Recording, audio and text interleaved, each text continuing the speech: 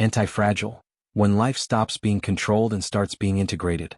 There is a kind of exhaustion that doesn't come from too many tasks or too little rest. A quieter, deeper fatigue. One that grows out of the constant attempt to keep everything under control. To anticipate every step, avoid every risk, cushion every impact. We often call this maturity, responsibility, or prudence. But underneath, it may simply be fear disguised as organization. Throughout life, we are taught to pursue stability as if it were the ultimate goal of existence. Emotional, financial, relational, psychological security. And the more intensely we chase this stability, the more fragile we seem to become. Small disruptions throw us off balance. Simple mistakes turn into internal crises. Life, which should be a living experience, begins to be managed like a system too delicate to fail. This video is not an explanation of Nassim Taleb's Antifragile. We won't be discussing models, statistics, or economic theories. Here, the book is approached as a symbol, as a mirror of the modern human condition, as an invitation to look at what within us does not break under impact, and more than that, at what actually grows because of it. Antifragile, read through a philosophical and spiritual lens, leads us to an essential question. What if the very things we spend our lives trying to avoid, error, uncertainty, discomfort, are precisely what mature consciousness? What if true fragility isn't found in suffering, but in the refusal to learn from it? On this journey, we won't be looking for ready-made answers. We'll be seeking presence. Not success formulas but inner understanding. The proposal is simple and profound: to observe how we deal with chaos, loss, impermanence, and not knowing, and to notice honestly where we are living to protect ourselves and where we might be living to grow. Each reflection you hear does not ask for immediate agreement. It asks for listening. It asks for time. It asks you to observe your own life as you listen, recognizing patterns, resistances, and small awakenings. This is not content for fast consumption. It is a space of passage. If at some point something makes you uncomfortable, that may be the most fertile moment. Because consciousness doesn't expand only in comfort. It expands in the friction between who we believe we are and what life insists on showing us. Breathe. Slow down. And allow yourself to move through this experience not as someone seeking guarantees, but as someone willing to learn from impact. The comfort that weakens the soul. When the obsessive pursuit of safety begins to erode inner vitality. I want to begin by inviting you to notice something simple, almost invisible, yet deeply decisive in modern life. The way we've learned to avoid any form of discomfort. I'm not talking only about physical pain or major tragedies, but about that subtle unease that arises when something challenges us, throws us off balance, exposes us to error or uncertainty. Little by little, without realizing it, we organize life so that nothing affects us too deeply. And that is precisely where something within us begins to weaken. There is a kind of collective anesthesia disguised as self-care. We create overly controlled routines, seek constant emotional stability, avoid difficult conversations, complex relationships, and choices that don't offer guarantees. It all seems sensible, rational, responsible. But underneath, this excessive protection produces a fragile soul, one that depends on external conditions to feel alive.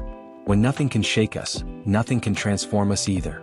At its core, Antifragile is not about becoming stronger in a crude sense.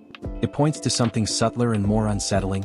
There are structures, and people, that only grow when challenged. When this principle is ignored, what emerges is not peace, but a quiet vulnerability. A life that is too comfortable may appear safe, but it is often spiritually undernourished. I see this constantly in everyday life. People who have everything organized, planned, and protected, yet carry an existential fatigue that is hard to name. It isn't physical exhaustion. It's a kind of emptiness. Something is missing, something that can't be bought, scheduled, or controlled.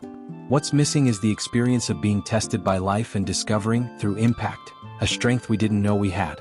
Excessive comfort teaches us indirectly that discomfort is a mistake, that feeling fear, failing, making errors, feeling frustrated, or exposing ourselves is a sign of weakness. And in doing so, we drift away from our own humanity.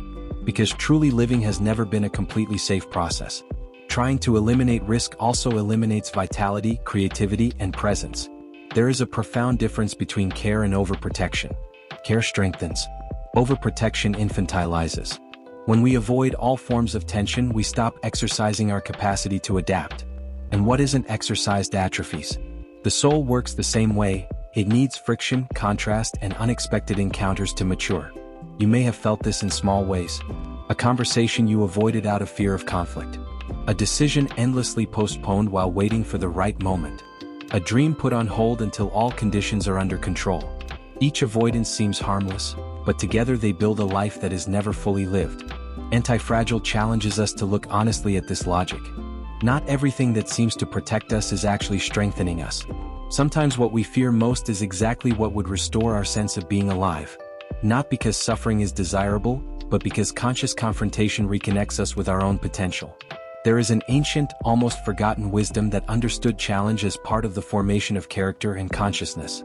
Today we try to soften everything, cushion everything, control everything. And paradoxically we become more anxious, more insecure, more dependent. A soul deprived of challenge begins to fall ill in silence. I'm not talking about seeking pain, chaos, or instability recklessly. I'm talking about stopping the systematic avoidance of everything that pulls us out of the familiar. About recognizing that discomfort, when lived with presence, can be a quiet teacher. It reveals limits, dismantles illusions, and brings us back to reality. Perhaps the first step on this journey isn't changing anything externally. Perhaps it's simply noticing where you've been hiding behind comfort, where you've called prudence what is actually fear, where you've confused stability with stagnation. That awareness alone begins to create a small crack in the armor of fragility. And it is through that crack that something new begins to enter. Not a ready-made answer. Not an easy solution. But a lingering question. What in me is fragile not because it suffered too much, but because it was protected too much? The illusion of control and the vanity of modern reason. The quiet suffering of believing life can be fully predicted. There is an implicit promise we learn to accept early on. If we think hard enough, plan well enough, and analyze every scenario, life will finally be under control. This promise is rarely spoken aloud, yet it guides decisions, careers, relationships, and even how we relate to ourselves. And still, the more we try to control everything, the more we feel a diffuse anxiety, as if something is always about to slip away. Modern reason has become remarkably skilled at creating models, forecasts, systems, and metrics. But gradually, it began to believe that these tools were not just useful, they were sufficient. Antifragile touches this sensitive point. The problem is not using reason but idolizing it. When reason turns into vanity, it loses the ability to recognize its own limits. The desire for absolute control arises from a deep fear of the unknown, not only the external unknown, but what within us cannot be organized, classified, or explained, contradictory emotions, ambiguous impulses, existential doubts. We try to manage life like a closed project, when in reality it behaves more like a living organism, constantly adapting. In daily life, this shows up in subtle ways. The need to always have a backup plan, the difficulty of making decisions without guarantees, the extreme discomfort with unexpected change. Over time, this shapes a mind that believes it is safe, but in practice becomes increasingly dependent on predictability to function. There is a quiet violence in this attempt to control, a violence against the human experience itself. Living means crossing foggy zones, accepting periods of not knowing, holding questions without immediate answers. When reason tries to eliminate these zones, it impoverishes inner life. Existence becomes a problem to be solved, not a mystery to be lived. Antifragile invites us to observe how excessively controlled systems become fragile precisely because they cannot tolerate deviation. The same is true of the psyche. A mind that functions well only when everything goes as planned collapses at the first rupture. Small disruptions are experienced as major threats. You may recognize this in yourself. The disproportionate irritation when something goes off plan, the loss of identity when a project fails, the fear of mistakes not because they hurt, but because they dismantle the narrative of control that sustains the ego. The vanity of reason does not tolerate failure, and so it suffers in silence. There is a profound difference between wisdom and control. Wisdom knows how to live with uncertainty. Control tries to eliminate it. The first generates inner flexibility, the second creates rigidity. And rigidity eventually breaks, not because life is cruel but because it is larger than any model we impose on it. When everything has to make sense all the time, we lose the capacity to listen, to perceive signals, intuitions, and inner movements that don't fit into mental spreadsheets. Reason, when isolated, becomes deaf to the symbolic. And the symbolic is the deep language of the soul. Ignoring it is living only on the surface of experience. Perhaps the invitation here is not to abandon reason, but to return it to its proper place, as a valuable tool, not an absolute ruler. When reason kneels before mystery, something rebalances. A humility emerges that does not weaken, it strengthens because it allows us to learn from what wasn't predicted. There is a quiet relief when we stop trying to control everything. This is not resignation, it is lucid trust. It is recognizing that life does not need to be fully understood to be lived with integrity, that mistakes are not moral failures but formative experiences, and that the unknown is not an enemy, but a territory of maturation. And perhaps, in recognizing this, a new question begins to echo within you: how much of my suffering comes from life itself, and how much comes from the need for it to obey my expectations? Chaos as the hidden language of existence. What we call disorder as an initiatory force of transformation. We have an almost automatic tendency to associate chaos with error, failure, or threat. From an early age, we learn that order equals safety, while disorder represents risk. But if we look more closely, we see that life itself does not organize in a linear way. It pulses, expands, collapses, and reorganizes. Chaos is not an anomaly, it is part of the language of existence. Antifragile urges us to reconsider our relationship with what escapes predictable structures. Chaos, in the deeper view of the work, is not mere noise, it carries information. It reveals hidden fragilities, dismantles false stabilities, and creates space for something new to emerge. When we try to eliminate it entirely, we lose the chance to learn from it. In human experience, chaos often arrives as rupture, an unexpected breakup, a sudden career shift, an inner crisis with no clear cause. The mind immediately tries to organize, explain, and resolve. But there are moments when chaos doesn't ask for a solution, it asks for listening. It acts as a silent rite of passage, disorganizing what no longer supports who we are becoming. There is something deeply initiatory in this process. True initiations are rarely comfortable. They strip us of an old identity before revealing a new one. Chaos plays exactly this role. It dissolves certainties before offering new meaning. And that is why we resist it so strongly. It threatens the narrative we use to define ourselves. In everyday life, this resistance appears as urgency. We want to exit confusion quickly, fix discomfort immediately, return to the previous state. But the previous state is often what needs to die.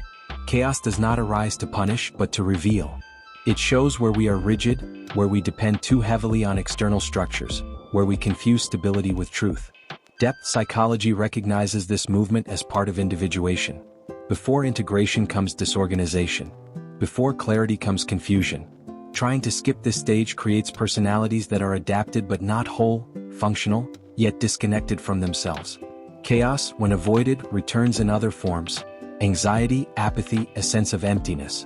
You may have lived through moments like this. Periods when nothing made much sense, when simple decisions felt difficult, when identity seemed blurred. The tendency is to interpret this as personal failure. But from another perspective, it may be a call to inner reorganization, a request to abandon outdated versions of yourself. Antifragile reminds us that living systems need variation, tension, and instability in order to evolve. The same is true of consciousness. A life that is overly ordered, with no room for the unexpected, may seem efficient, but it is spiritually sterile. Chaos introduces fertility. It creates the conditions for something new to emerge. There is wisdom in learning to remain within chaos without trying to dominate it immediately. This is not passivity but presence, observing what is collapsing, what is being questioned, what no longer makes sense. This kind of listening requires courage because it places us face to face with the inner unknown. When we stop fighting chaos, something curious happens. It begins to organize itself, not according to our expectations but according to a deeper, organic logic. The clarity that emerges afterward is not the same as before. It is humbler, more flexible, less dependent on guarantees. It is a clarity born of experience, not control. Perhaps the question that now lingers is not how to avoid chaos, but how to move through it consciously. What within me is being dismantled so that something more truthful can arise? This question doesn't demand an immediate answer. It asks for time. And time, when respected, transforms. Psychological fragility, when the mind becomes dependent on stability. The emotional cost of avoiding risk, pain, and uncertainty. There is a kind of fragility that does not arise from too much suffering, but from its absence. It forms slowly, almost silently, when the mind operates only within predictable environments. Over time, any variation is felt as a threat. Small disruptions trigger disproportionate reactions. And life, which is movement, begins to feel like an emotional minefield. Psychological fragility does not appear as obvious weakness. Often it wears the mask of efficiency, self-control, and rationality. Such people may seem organized, responsible, and successful. But internally they live in constant tension because they need the world to remain exactly as it is in order to feel safe. Stability stops being a resource and becomes a dependency. Antifragile highlights this paradox with uncomfortable clarity. The more we avoid small pains, the more vulnerable we become to major collapses. The psyche functions much like the body. An organism never exposed to challenge loses its capacity to adapt. The same happens to a mind that is never invited to deal with frustration, loss, or ambiguity.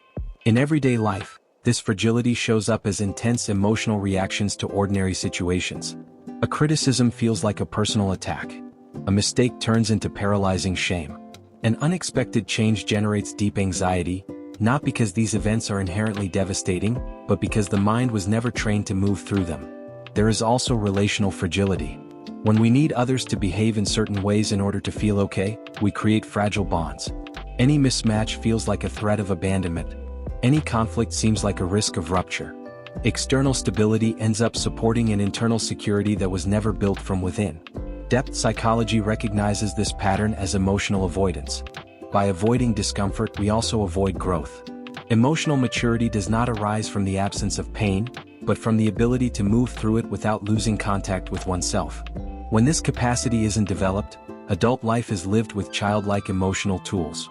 You may have felt this invisible exhaustion, the constant need to keep everything under control, the fear of new situations not because they're dangerous, but because they demand adaptation, the fatigue of maintaining an image of stability while everything inside depends on external conditions.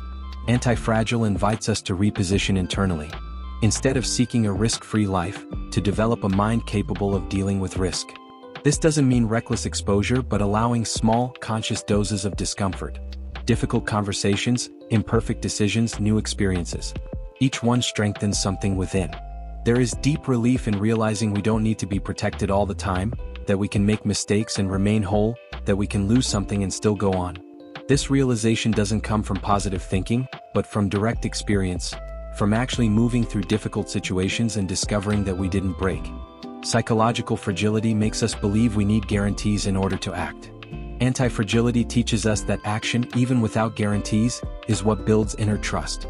Confidence is not born from certainty that everything will work out, but from certainty that we can deal with whatever comes. Perhaps the invitation here is to look honestly at where you've organized your life to never feel uncomfortable, where you've confused peace with the absence of tension. Because true stability does not come from outside. It emerges when the mind learns to move with life, rather than against it. And this observation, when made with gentleness and courage, begins to prepare the ground for something deeper. A different way of relating to risk, pain, and uncertainty, one that points toward a path that is not only psychological, but also spiritual. Anti-fragility as a spiritual path, not a strategy. Growing through impact, maturing through the fall, awakening through error. There is a subtle risk whenever we approach deep ideas, turning them into techniques. The modern mind loves strategies, methods, clear steps. But anti-fragility, when reduced to a way to get ahead in life, loses its most transformative core. At its essence, it is not a success strategy, it is a path of inner maturation. When we look at the concept through a spiritual lens, we see that it touches something ancient. The wisdom of growing through direct experience. Not by denying pain but by learning from it. Not by seeking control but by being willing to be taught by life. Anti-fragility, in this sense, is an existential posture toward mystery. Symbolic spirituality has always recognized the formative role of error. Falling is not merely a detour from the path, often, it is the path. But this requires a profound shift in how we relate to failure. While the ego sees error as a threat to identity, consciousness recognizes it as a course correction. In everyday life, we tend to spiritualize only what appears elevated, serene, luminous. Yet true spirituality reveals itself in moments of impact. When things don't go as planned, when we are confronted with limits, when life dismantles our certainties. These are the moments that invite us to step down from the idea of who we think we are and encounter something more truthful. Antifragile, read through this lens, invites us to abandon obsession with outcomes and cultivate presence. Presence with error, presence with loss, presence with our own imperfection. Not to romanticize suffering, but to avoid wasting its transformative potential.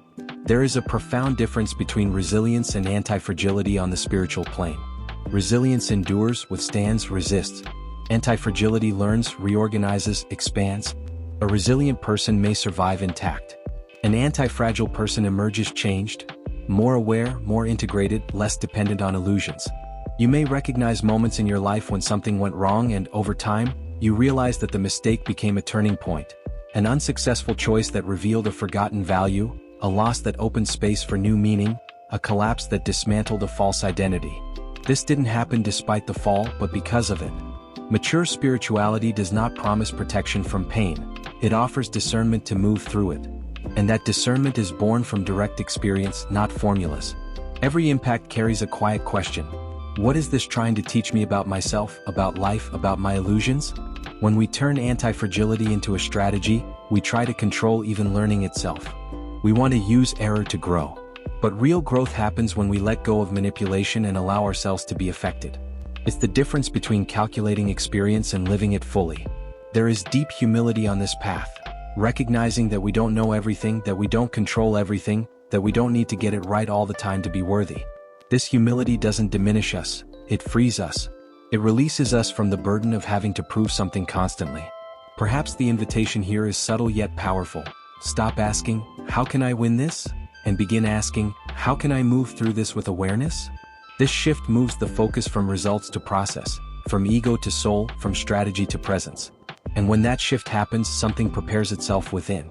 A new way of relating to error, impact, and imperfection begins to take shape, not as a distant ideal but as a living practice. Imperfect, human, and deeply transformative. The wounded ego and the need to be right. How attachment to self-image prevents inner flourishing. There is a form of suffering we rarely recognize as such, the suffering of needing to be right.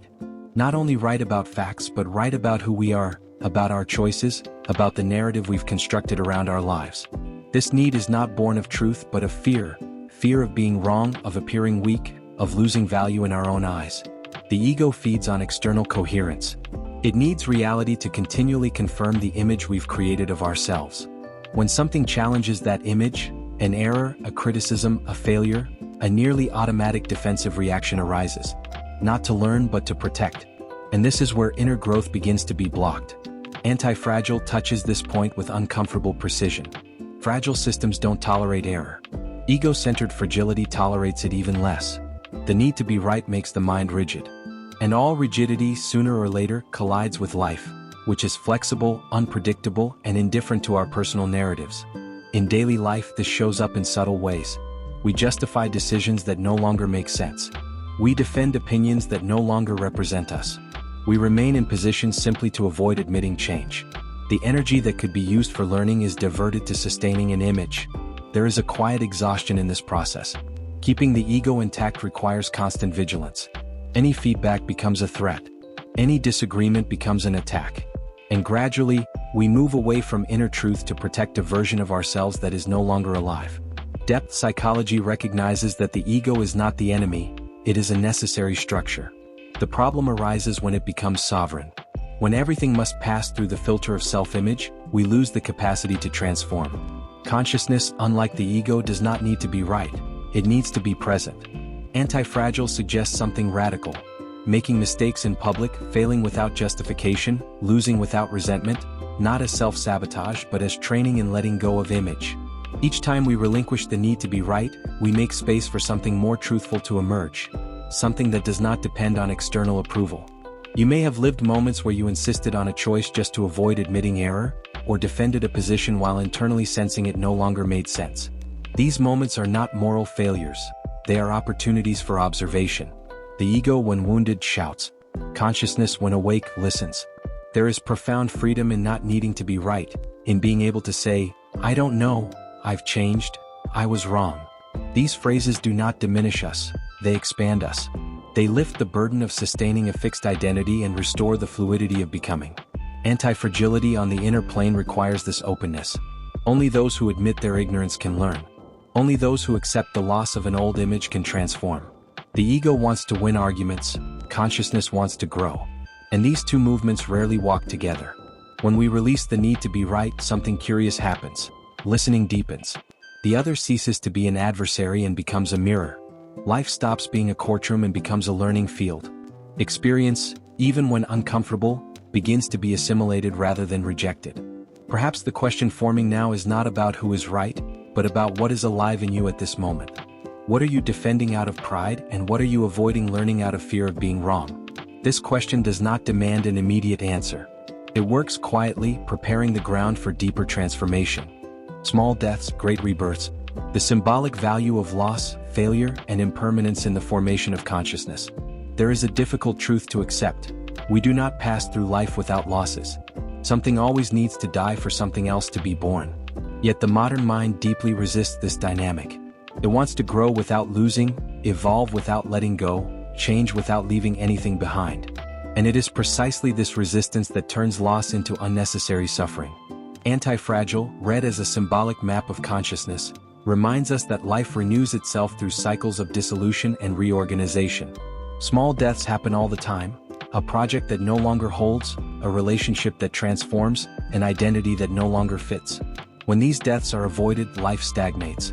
When they are accepted, they become portals of rebirth. On the inner plane, every real transformation requires mourning the old version of oneself, the expectations that were not fulfilled, the certainties that dissolved. To deny this grief is to deny the process of maturation itself. Consciousness grows when it learns how to say goodbye. You may have felt this tension, the sense that something needs to change, paired with fear of the emptiness that follows. Because the space between the end and the new is uncertain. There are no guarantees, no clear maps. And the ego prefers a familiar pain to an unknown space. Symbolic spirituality has always recognized the value of small deaths. Rites of passage, initiations, inner journeys, all involve a phase of disintegration. Something is removed so that something more essential can emerge. The problem is that, in everyday life, these initiations don't come with clear warnings. They arrive disguised as failure, loss, or crisis. Antifragile helps us reinterpret these moments. Failure, through this lens, stops being an endpoint and becomes a transition. Not because everything happens for a reason, a dangerous simplification, but because experience, when integrated, generates inner reorganization. There is a profound difference between losing something and being destroyed by that loss. Destruction occurs when we resist, when we cling to what is already gone, when we try to revive an identity that no longer exists. Loss, when welcomed, teaches. It reveals impermanence as a fundamental law of life. In everyday choices, this can appear in subtle ways. Staying in a job that no longer makes sense, sustaining an empty relationship out of fear of loneliness, defending an old version of oneself out of attachment to emotional security. Each of these is an attempt to avoid a small death, and, at the same time, a postponement of rebirth. Inner anti-fragility emerges when we learn to die symbolically without annihilating ourselves. When we understand that we are not our roles, functions, or successes, and that something within us remains even as forms change. This understanding is not intellectual, it is lived. A quiet strength arises after each small death crossed with awareness. A strength more humble, less dependent on certainty, more open to experience. It is not euphoria, it is grounding. The sense that we can lose and still remain whole. Perhaps the invitation here is to look at your own life and notice. Which small deaths have you been avoiding? What has already ended but is still being held out of fear? What is not consciously concluded tends to become a burden. What is released with presence opens space for something new. These cycles do not ask for haste, they ask for honesty. And that honesty begins to prepare the ground for a way of living that is less attached, less rigid, more fluid, one that does not seek guarantees but develops trust in the process. From this trust, something begins to reorganize at an even deeper level, moving us toward facing freedom not as a comforting promise, but as a real challenge. Living without guarantees, the freedom that frightens and frees. The meeting point of existential courage and humility before the unknown. There comes a point in the inner journey when we realize something unsettling. The search for guarantees never ends. There will always be one more condition to meet before acting, one more certainty to secure before trusting. And yet life keeps unfolding outside our calculations. Living without guarantees is not a reckless choice, it is an unavoidable reality. Antifragile invites us to face this with clarity. Life offers no safety contracts. What we can develop is an inner capacity to respond. When we accept this, something shifts. Anxiety decreases not because everything is under control, but because we stop demanding absolute control. Freedom, from this perspective, stops being a romantic ideal and becomes a concrete challenge. To be free is to act without the promise of success, to love without certainty of permanence, to choose without assurance of being right. This freedom is frightening because it dismantles the illusion of protection. But it also liberates us because it returns authorship of experience to us. In daily life, we often postpone living while waiting for clear signs. We wait to feel confident before acting, when confidence is actually born from action. We wait for emotional stability to change, when change is what generates inner stability. This inversion traps us in cycles of waiting that never complete. Existential courage is not the absence of fear, it is the willingness to move despite it. Antifragile suggests that living systems don't need guarantees, they need room to maneuver. Internally, this means developing emotional flexibility rather than absolute certainties. You may have felt this conflict. The desire to move forward and the fear of making mistakes, the urge to change and the need for security. These movements are not enemies.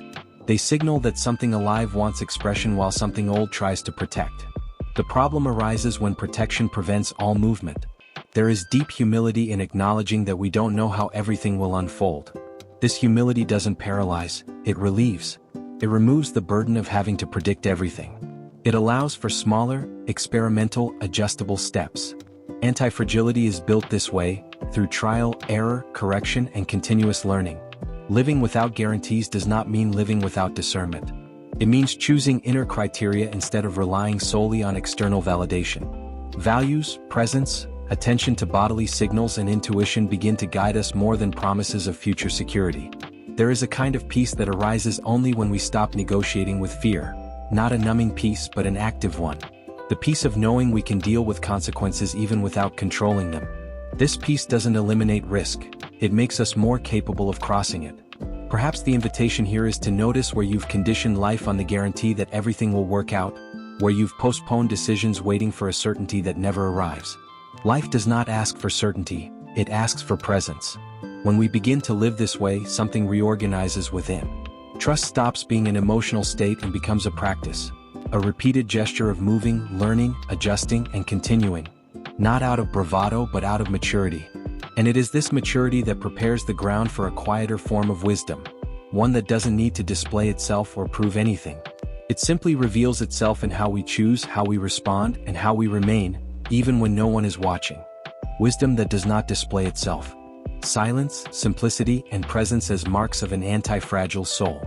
There is a kind of wisdom that does not draw attention to itself. It does not announce itself, does not impose, does not try to convince. Unlike knowledge that seeks display, it reveals itself in the way one lives, in the rhythm of choices, in how someone responds to the unexpected. Antifragile points indirectly to this quiet wisdom, the kind that does not need constant validation. The modern mind often confuses visibility with value. Those who speak more seem to know more. Those who expose themselves more seem to live better. But true inner antifragility develops far from the spectacle.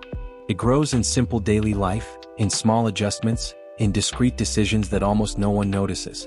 This wisdom is born from integrated experience. Not from accumulated theories but from assimilated impacts. Each observed mistake, each loss endured, each uncertainty lived with presence gradually sediments something within. Not as rigid certainty but as living discernment. In everyday life, anti-fragile people do not appear invincible. On the contrary, they tend to be simpler, more human, less defensive. They do not need to prove strength because they are not trying to hide fragility. Their strength lies in the ability to adapt without losing their center. There is also an inner silence that accompanies this process. Not the silence of repression but the silence of listening. A mind less reactive, less anxious to respond, less dependent on immediate opinion. This quiet allows one to perceive nuances, subtle signals, inner movements that go unnoticed in states of constant agitation. Anti-Fragile, under a spiritual reading, reminds us that what truly sustains life is not an excess of explanation, but the quality of presence. The more present we are, the less we need to control. The less we control, the more we learn from direct experience. Perhaps you have already met someone like this. A person who does not seem extraordinary at first glance, but who conveys solidity. Who moves through crises without dramatizing. Who makes mistakes without excessive justification. This posture is not born of indifference but of maturity. Wisdom that does not display itself also knows how to choose its battles. It does not need to react to everything nor prove everything. There is an economy of emotional energy. The ego no longer demands constant confirmation. Life stops being a stage and becomes a space of continuous learning. On the spiritual plane, this represents a return to the essential. Less accumulation, more integration. Less discourse, more lived experience. Antifragility at this stage is no longer a concept. It is a way of being in the world. Perhaps the invitation here is to observe where you have been seeking recognition instead of rootedness, where you have been speaking more than listening, where you have been trying to appear strong instead of becoming whole. Because true wisdom does not rush. It matures in silence. This silence is not empty. It is fertile. Within it, life finds space to reorganize itself without constant interference from the ego. And it is in this space that something essential consolidates. A quiet trust, not based on certainties but on lived experience. Arriving here, something important completes itself internally. Not as a definitive closure, but as a state of readiness. As if consciousness were prepared to see this same journey reflected in a concrete, ordinary, imperfect life. And precisely for that reason, real. And it is at this point that reflection ceases to be merely contemplative and draws closer to lived experience. A simple, everyday story begins to take shape. A story in which none of this is explained but lived. The story of a man who stopped running from impact. When life stops being avoided and starts being lived. I want to tell you a simple story. Not extraordinary. Not heroic. A story that could be mine, yours, or that of someone you pass every day without noticing. Because this is how real transformations happen. Far from spectacle, within ordinary life. He did not wake up one day determined to change everything. There was no sudden enlightenment, no dramatic collapse. What there was deep exhaustion. A fatigue that did not come from overwork, but from the constant feeling of protecting himself too much. Protecting choices, protecting emotions, protecting his own image. Life was organized, functional, predictable, and strangely flavorless. For years, he built his life the way one builds a shelter against storms that might never come. He avoided risks, softened conflicts, chose safe paths. There was always a plan. Always a rational justification. And yet, something within him remained restless, as if he were living only halfway. The first impact did not come as tragedy. It came as frustration. A project that seemed right did not move forward. It did not fail spectacularly, it simply did not flourish. And for the first time he did not rush to explain, fix, or immediately replace it. Something made him stop. Not wisdom but exhaustion. In that space of pause, uncomfortable questions emerged. Not about the project but about himself. Why does this unsettle me so much? What in me depends so much on things working out? For the first time he did not try to answer quickly. He allowed himself not to know. Other impacts followed. A difficult conversation that had been avoided for too long. An emotional discomfort that was not anesthetized with distractions. Small exposures to emotional risk. Nothing heroic. Just choices slightly less protected than before. At first there was fear. Fear of making more mistakes. Fear of losing control. Fear of seeming inconsistent. But alongside the fear, something new arose. A strange sense of vitality. As if life were finally moving through him instead of merely being managed. He began to realize that impacts did not destroy him. On the contrary, they revealed him. They revealed real limits, forgotten desires, silent illusions. Each mistake brought information. Each discomfort an inner adjustment. There was no guarantee of success, but there was continuous learning.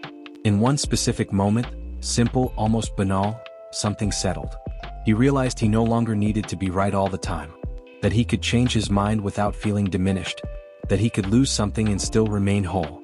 It did not make him invulnerable. It made him available. Relationships changed. Not because they became easier, but because they became more truthful. He listened more and defended himself less. Made mistakes without so much justification. Chose with fewer promises and more presence. Life stopped being a security project and became a process of experience. There were real losses. Things that did not return. Paths that closed.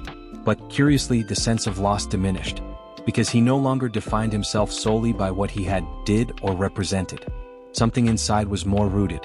He did not become a perfect example. He still feels fear. Still hesitates. Still makes mistakes. But now he errs in motion, not in paralysis. He lives with margin. Learns from impact. Adjusts without punishing himself. Antifragility ceased to be a concept and became daily practice. Perhaps the most important part of this story is that nothing in it requires special circumstances. It does not depend on rare talent, extraordinary courage, or radical rupture. It depends only on a quiet decision, to stop systematically running from what passes through us. As you hear this story, perhaps something in you recognizes familiar points. Small escapes.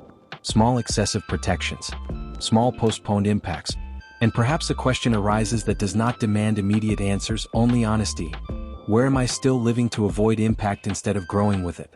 This question does not require immediate action. It works slowly. It infiltrates daily choices.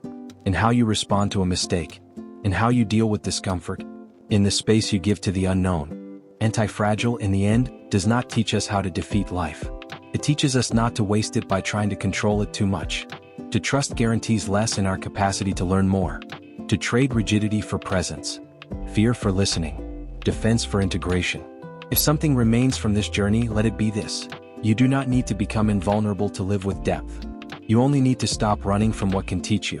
Life does not ask for perfection. It asks for participation. And when you accept this invitation, even without guarantees, something changes quietly. Not outside, inside. And that, by itself, is already transformation.